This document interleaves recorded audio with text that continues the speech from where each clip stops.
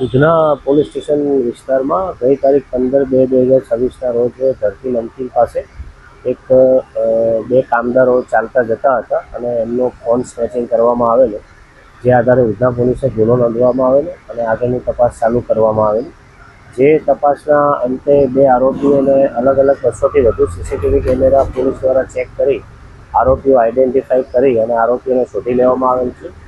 આરોપીઓની પૂછપરછ કરતા આરોપીઓ પાસેથી કુલ 5 ફોન કબજે કરવામાં આવેલા છે, જે મોબાઈલ ફોન આરોપીઓ દ્વારા સુરત શહેરના ઘોડાદરા, લિંબાયત, વેસુ પોલીસ સ્ટેશન વિસ્તારોમાંથી સ્નેચિંગ કરવામાં આવેલ છે।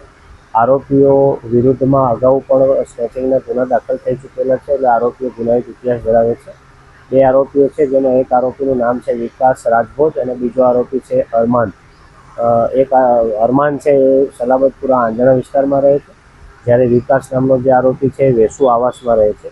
બંને આરોપીઓ પાસેથી 5 ફોન અને એક 2 વ્હીલર મળી કુલ 1,15,000નો મુદ્દામાલ કબજે કરવામાં આવ્યો છે।